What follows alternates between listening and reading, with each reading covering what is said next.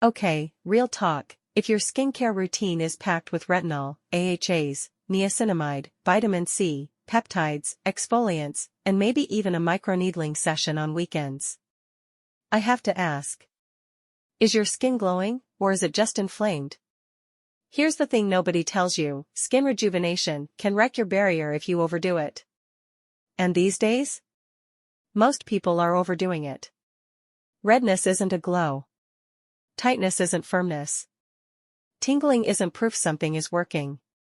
That's your skin barrier quietly screaming, "Leave me alone." When your skin barrier breaks down, it leads to chronic sensitivity, breakouts, dull, flaky texture, even premature aging. Yep, the opposite of what you wanted.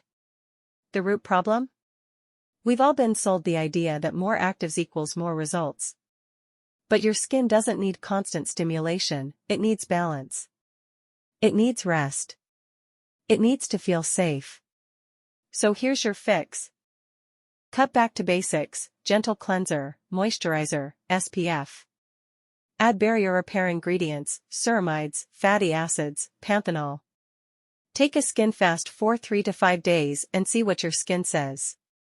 Speech balloon: drop a comment if you've ever accidentally wrecked your barrier. I definitely have. Like this video, hit subscribe, and remember, your skin isn't a project. It's an organ.